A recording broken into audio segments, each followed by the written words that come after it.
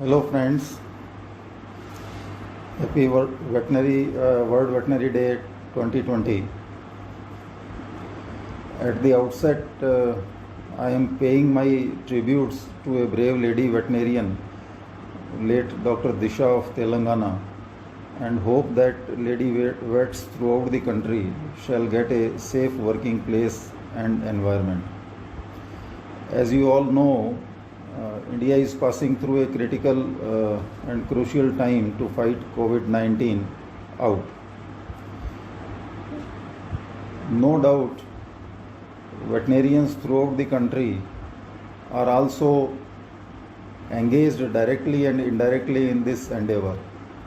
Veterinarians very proudly are directly engaged as corona warriors at many institutes of the country, like ICR National Institute of High Security Animal Diseases, ICR NISSAD, Bhopal, Madhya Pradesh, ICR National Research Center on Equines, Hisar, Haryana, Nagpur Veterinary College, Mafsu, Nagpur, and at many places, veterinary microbiologists and virologists are extending their services to many state laboratories engaged in COVID-19 testing.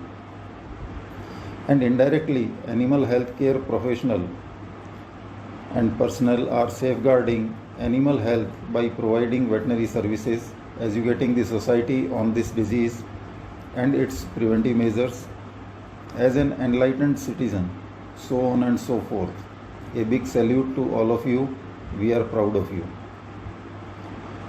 While welcoming the Epidemic Disease Amendment Ordinance 2020, safeguarding human healthcare service personnel against act of violence committed by any person during an epidemic, I hope that the state as well as central governments shall come out with similar safeguarding measures for animal healthcare service professionals too. There has been made a provision in the same ordinance under section 1A subsection B clause 3 that the state governments by notification in the official gazette can include animal healthcare service personnel also. As One Health advocates, veterinarians know that environmental, human and animal health are inextricably linked. Therefore, the theme of World Veterinary Day 2020 has been kept as environmental protection for improving animal and human health. As we know, World Veterinary Day in 2000 was created as an annual celebration of the contributions by veterinary profession on the last Saturday of April. Veterinarians, in their role as advocates for animal health and welfare, have responsibility as well as opportunity to safeguard our environment for future generations. Our actions can help mitigate the effects of climate change and support One Health concept. As technical professionals, we need to know that two more important days also do fall today along with 1 week.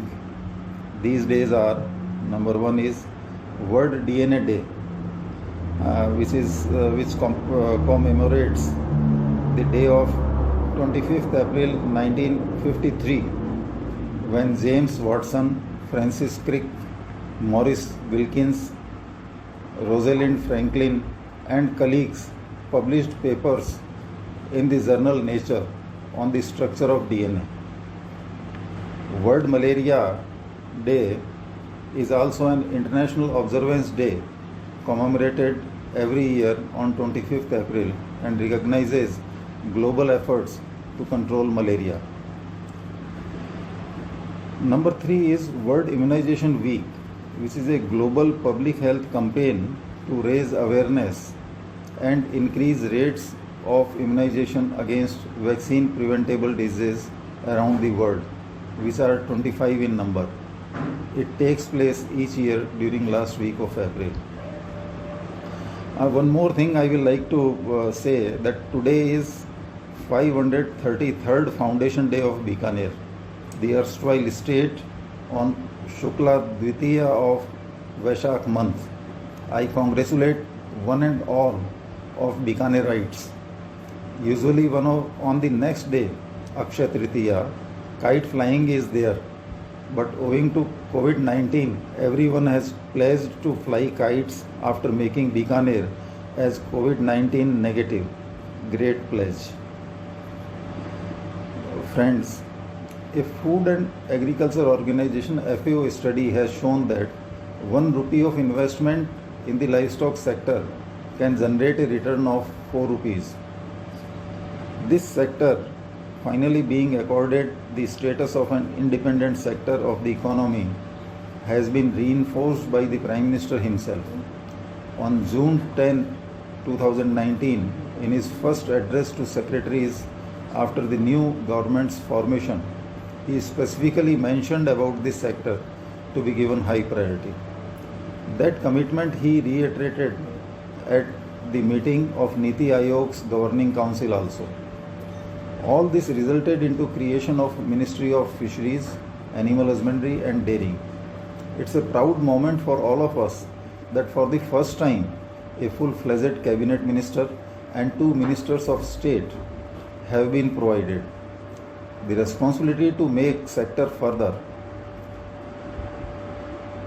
new and separate ministry will undoubtedly play an important role in achieving the target set by Honorable Prime Minister for doubling farmer income through enhanced income from animal, poultry and fish-based farming, production, processing and marketing systems.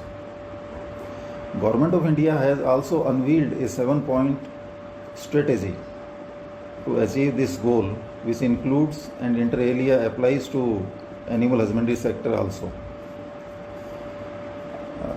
The first is increasing productivity, second is effective use of inputs, third is the reduction of post-harvest losses, fourth, value addition, fifth, reforms in marketing, sixth, reduction in risks, and seventh, promotion of allied activities such as dairy, beekeeping, etc. It is expected that all the state governments shall also create a separate Ministry of Fisheries, Animal Husbandry and Dairying in their respective states. Now friends, the question arises why the Government of India thought of creating a separate ministry. To my mind it comes that there are 2 important reasons. First is the contribution of the sector and another concerns about the sector. Now if we see contributions from the sector, the livestock sector contributes immense support to the overall development of agricultural sector in the country. This sector over the period has been showing steady improvement to have a significant contributor in the economy of the country, so much so that it has been now realized as an integral part of rural economy, playing an important role in the socio-economic development of the country. The veterinary science and animal husbandry plays a major role in the life of not only farmers but also of common citizens. It provides food, income, employment, including self-employment, and also many other contributions to the urban and rural development. Animal products like milk, eggs, meat, and even live animals also provide daily cash income and much required nutrition to the consumers.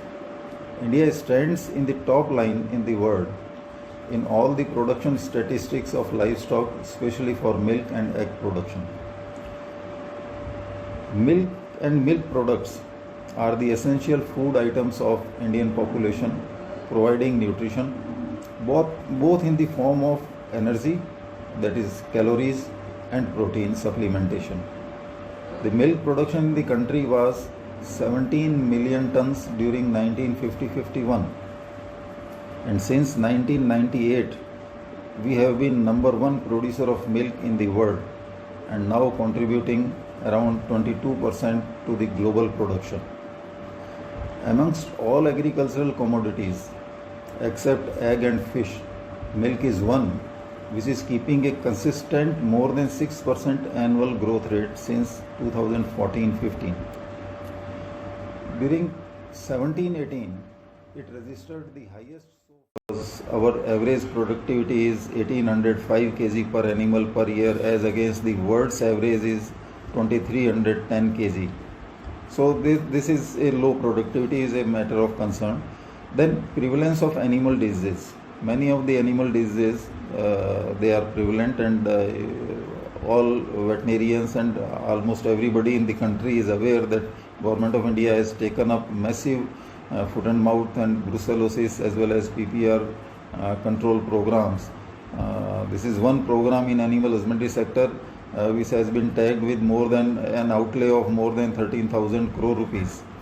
So that itself indicates that the prevalence of many diseases is still a concern. Then low AI. We know that the total AI coverage is 30% only to the breedable bovine population, and we need to raise it to 50% and then 100% in very short period of time, maybe another 5 years. So this will drastically improve our animals' breedability as well as milk production. Coupled with other accessory advancements like sex sorted semen or embryo transfer technology, in vitro fertilization also. Now, the contributions and concerns both indicate that there is a great potential of this sector to further grow. And if we work on removing the concerns, it appears that the government has already started working on overcoming all the three major concerns. Moreover, the sector should not be just a vehicle for poverty alleviation or securing livelihoods. Rather than it must emerge as a platform for creating an army of rural entrepreneurs. Tending to cattle, pig, poultry may not be seen as a glamorous thing, but earning good money is certainly an attractive proposition. In my opinion, this sector should be pitched as livestock for prosperity, and the new ministry's vision ought to be then extend beyond doubling of farmers' income also. Friends, environmental protection efforts to slow down the speed of climate change, they are required. Tackling climate change is central to achieving a sustainable future for world's growing population and food security, and it must lie at the heart of all efforts. Agriculture, including animal husbandry, fisheries, forestry, face a challenge of ensuring the food security of an additional 3 billion people by 2050. And it has been estimated that by 2050, these additional 3 billion people will require a 60% increase in global food production. And climate change is expected to make the task of achieving food security even more challenging, especially in the most vulnerable parts of developing world. And India naturally is considered in the vulnerable part climatically, or as far as climate change is concerned.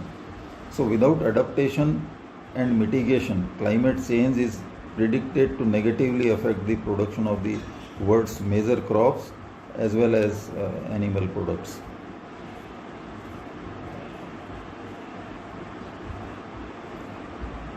Now, unfortunately, climate change also threatens the survival of strategic reservoir of crops and livestock genetic resources, which are needed to adapt production systems to future challenges.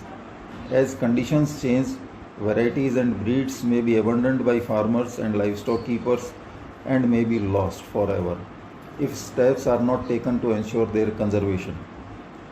Catastrophic extreme weather events such as floods and droughts, which in many parts of the world are expected to become more frequent because of climate change, can pose an immediate threat to the survival of breeds and varieties that are raised only in specific small geographical areas or which are known as indigenous to a particular area.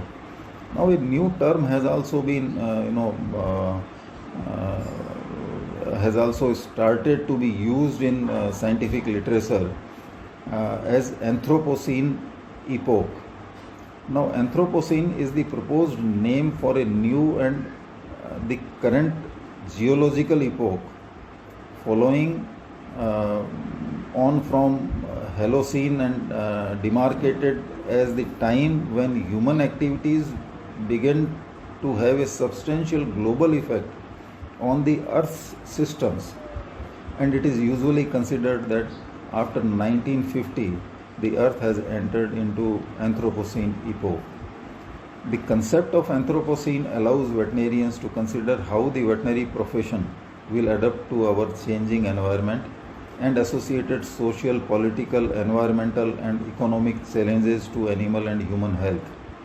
The challenges they include the following, of course: a changing climate with flow-on effect on geographic distribution of diseases, emergence or re-emergence of infectious and non-infectious diseases, and extension of disease into species not historically affected, as we are seeing in COVID-19, and we have seen in case of SARS and MERS also, that the species, particularly human species, which was not historically affected by these types of coronaviruses, started getting affected.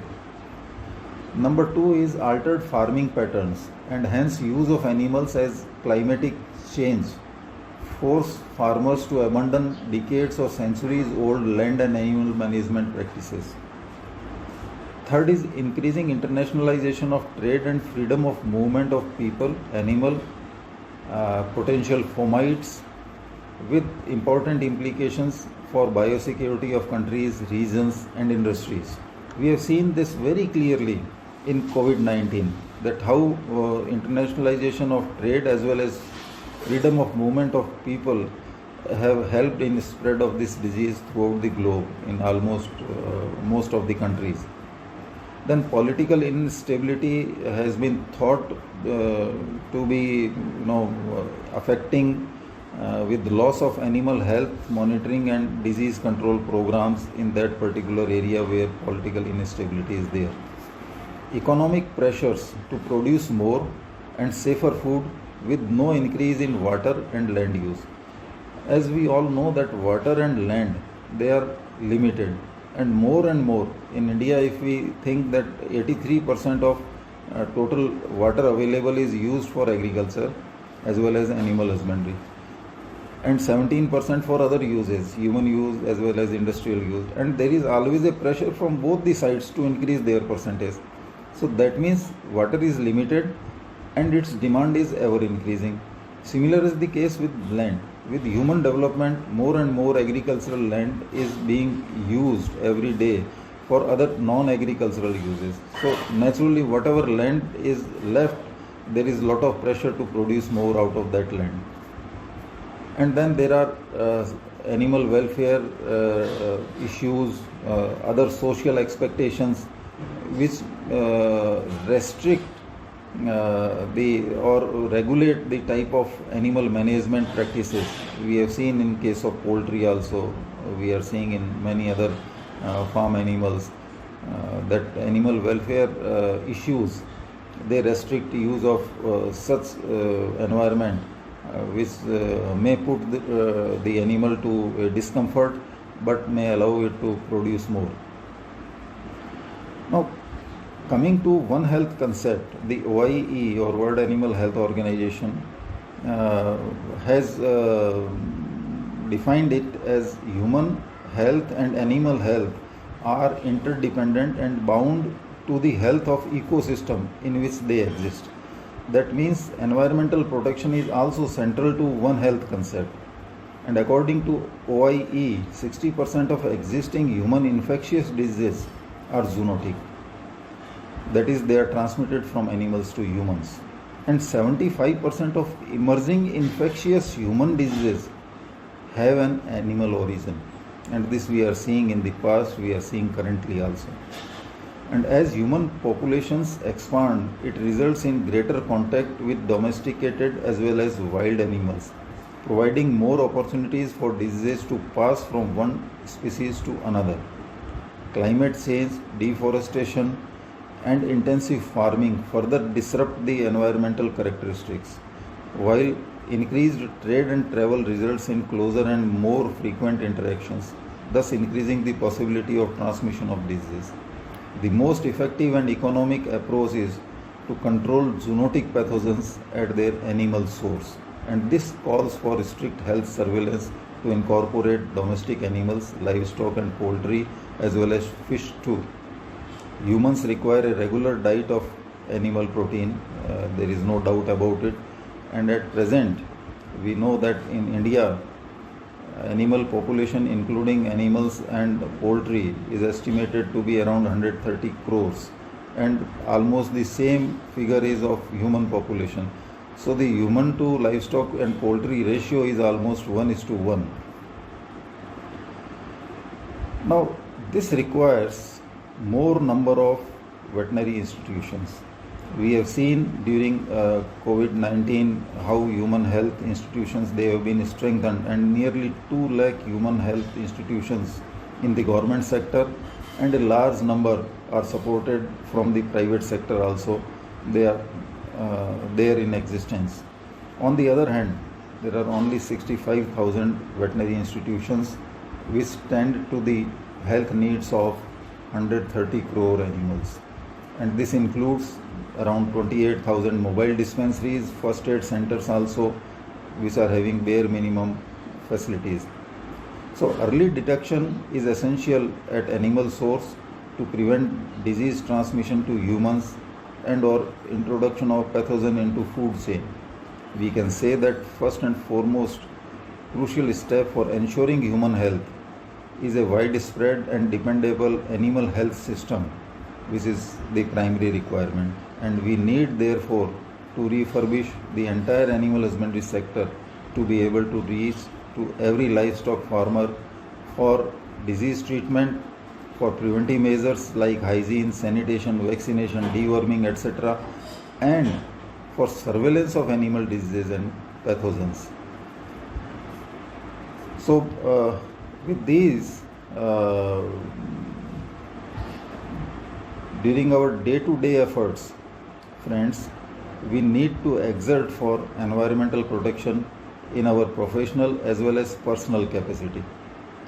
So with this, once again, a happy World Veterinary Day to all of you, and have a nice and productive year ahead. Jai Hind.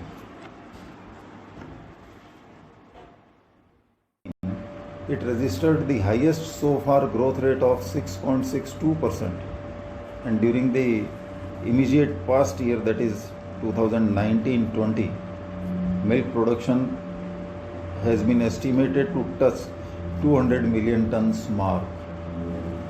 During 17-18, per capita per day availability of milk has reached to all-time high of 375 grams per capita in the country. Now if we consider value of output of milk in 2019-20, it has been estimated to be around whopping rupees 7 lakh crores, which is 147% or 150% more than the combined value of wheat as well as paddy.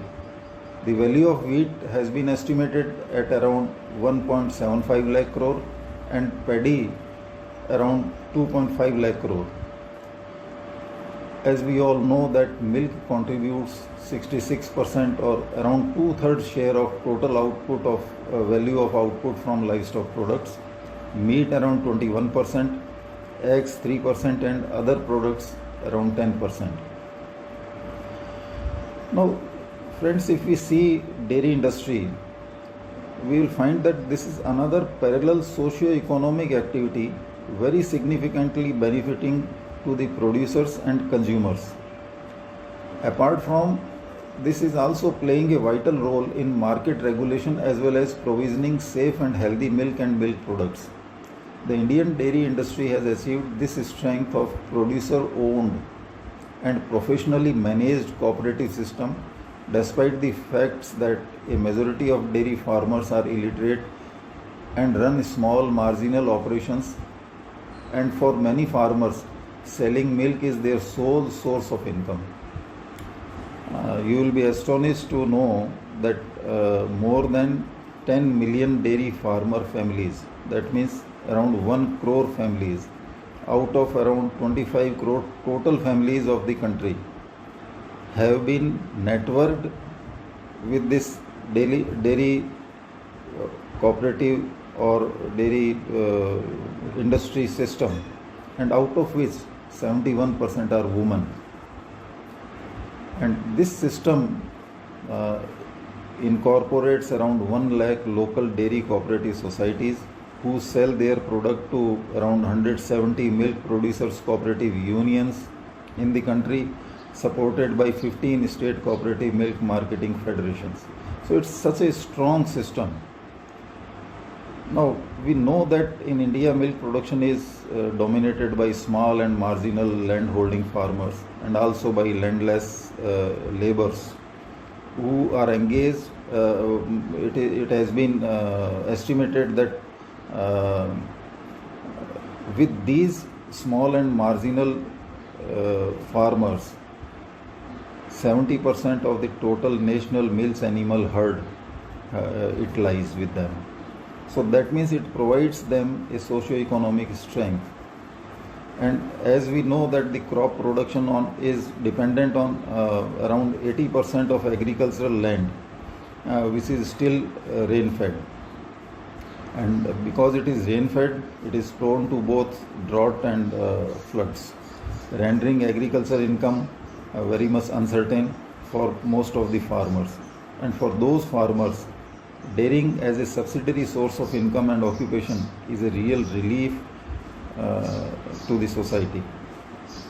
So it's a statement that the Indian dairy industry has now specialized in procurement, production, processing, storage and distribution of dairy products, and it contributes around 1.2 lakh crore rupees to the national economy. So this is the strength of the farmers and dairying. And if we see that total number of families which owe dairy animals, it is around 7 crore. So almost more than 1/4 of the total country's families, they owe dairy animals. And that's these 70 million producers, they are spread across 6.5 lakh villages, total villages of the country. And still the dairy cooperatives and other organized dairy sector has been able to reach to 1/4 of these villages only. So therefore there is a scope of 3/4 remaining villages that they can be networked with the organized dairy sector by providing some basic physical infrastructures like all-weather roads, electricity, and apart from the quantity of milk to be collected from them. Similar is the case with dairy feed industry. It has been estimated that the total dairy feed industry is of 20,000 crore rupees in the country. And but the important point here is that they are producing only 8 million tons per annum. There are some 70 plants with the cooperative dairy federations throughout the country which are producing around half of the cattle feed, and rest half is produced, or little more than half is produced by the private sector. And this covers only around 10% of the need of the country. So this again, cattle feed industry is again a very good scope for expansion and to provide better nutrition to our dairy animals. If we talk about the eggs, the estimated production of egg during 1920 has been put as 110 billion in number. Now this number will increase the per capita availability to individual person of the population of the country to 84 number of eggs per annum. And this 84 number is very important because of the fact that we have risen to 84 from 5 in 1950-51. And again, the annual growth rate of egg production in 17-18 was around 8%. So this is giving a very good growth rate also, like milk. The total milk meat production in the country was around little less than 10 million ton, which constitutes around 50% of poultry meat, around 20% of meat from buffalo, 15% and 7% around again 20-21% from sheep and goat collectively, and 5% around from pig, and the annual growth rate is 3.66%. Another important sector which has been clubbed with the new ministry is fish. When I was reading these or collecting the data from this sector, I was very much astonished that the value of output of fishery sector is showing an increasing trend, with estimated output value during 1920 as 1.7 lakh crore rupees. So it is more than the total value of wheat produced by the country. And the percentage share of value of output of inland fish and marine fish, it is around 50-50 or 55 inland fish and 45% marine fish. But very important thing is India's marine fish export zoomed to more than rupees 45,000 crores in the year 2017-18, and out of which only frozen shrimps, they fetched rupees 31,000 crore. So that indicates that there is lot of scope in the fishery sector also. And similarly, if we, you might have heard about EXIM policy, export import policy, and for every sector, what is the balance between export and import, it is being seen. So the total export of livestock products during 2017-18 was around rupees 50,000 crore rupees, whereas the import under this sector was only around 10,000 crore rupees. So there is a gap of 5 times in export and import, and that is considered by economists a very healthy gap. Now, talking to the concerns, low productivity is one of the concerns, because